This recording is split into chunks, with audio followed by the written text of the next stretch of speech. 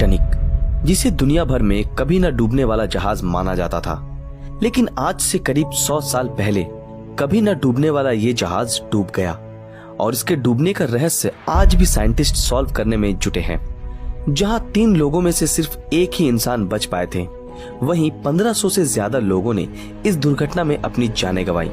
लेकिन इन सब मरे हुए लोगों में से सिर्फ 340 लाशों को ही बरामद किया जा सका। तो अब ये सवाल उठता है कि बाकी के 1160 लाशों का क्या हुआ। चलिए उससे पहले एक रीकैप देख लेते हैं। अप्रैल 14, 1912 को जब आरएमएस टाइटैनिक एक आइसबर्ग से टकराने की वजह से पानी में समाने लगा, जिस वजह से 1000 से ज्यादा लोग नॉर्थ अटलांटिक ओशियन के बर्फीले पानी में डूबकर मारे गए, जिसका तापमान -2 डिग्री सेल्सियस बताया जाता है। इतने लोगों के मारे जाने के पीछे जो सबसे अहम कारण बताया जाता है वो है टाइटैनिक पर लाइफ बोट्स की कमी। जहां टाइटैनिक के पैसेंजर कैपेसिटी के हिसाब से 60 लाइफ बोट्स होने चाहिए थे, वहीं टाइटैनिक पर सिर्फ 20 लाइफ बोट्स ही मौजूद थे। लेकिन इतने बड़े शिप पे लाइफ बोट की कमी हुई कैसे?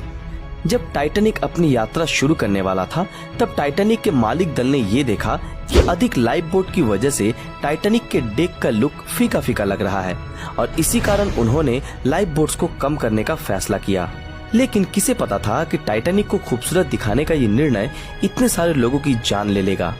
इससे बुरा और क्या हो सकता है कि शुरुआत में जिन लाइफ बोट्स को रिलीज किया गया उसमें आधे पैसेंजर्स भी ठीक से सवार नहीं थे, जिसमें अगर भर भर के लोगों को चढ़ाया जाता तो शायद और भी बहुत सारे मासूमों की जान बचाई जा सकती थी।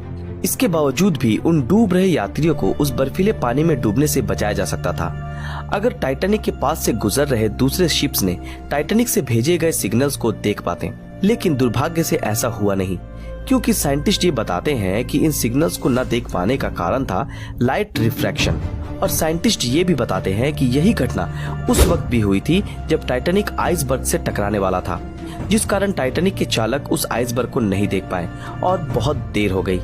बहुत लोगों का ये कहना है कि आइसबर्ग को नहीं देख पाने का मुख्य कारण था कि टाइटैनिक के चालक के पास दूरबीन नहीं थी। और इसके पीछे का कारण ये बताया जाता है कि जिस कबर्ड में सारे दूरबीन रखे थे, उस वक्त टाइटैनिक पे ड्यूटी कर रहे ऑन ड्यूटी सेकंड ऑफिसर के पास उन कबर्ड्स की चाबियां नहीं थी, क्योंकि उनसे पहले जो सेकंड ऑफिसर टाइटैनिक पर ड्यूटी कर रहे थे, जिनका नाम था डेविड ब्लेयर, वो दूसरे ऑफिसर को चाबी हैंडओवर करना ही भूल गए थे। और अगर उनके पास उस वक्त दूरबीन मौजूद होती तो शायद वो बहुत दूर से ही उस आइसबर्ग को देख पाते और टाइटैनिक का रुख मोड़ सकते थे और बच सकते थे। लेकिन किस्मत को तो कुछ और ही मंजूर था। खैर, जो भी हो, टाइटैनिक की दुर्घटना के पीछे बहुत सारे अनहोनी का हाथ था, जिस वजह से टाइटैनिक का ये हाल हुआ। और सच्चाई ये है कि टाइटैनिक के साथ 1000 से भी ज्यादा लोगों ने अपनी जानें गंवाई और जिनकी लाशों को निकालना भी मुमकिन नहीं हो पाया। सो गाइस, अब चलते हैं हमारे असल सवाल पर कि उन लाशों का क्या हुआ जो उस दिन टाइटैनिक के साथ उस पानी में डूबे थे।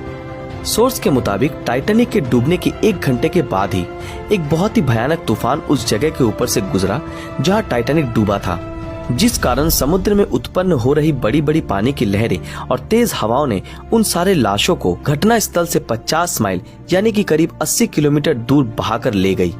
और यही वो कारण था कि जिस वजह से जो पहला शिप दुर्घटना स्थल पर पहुंचा था, उन्हें सारी लाशें नहीं मिली।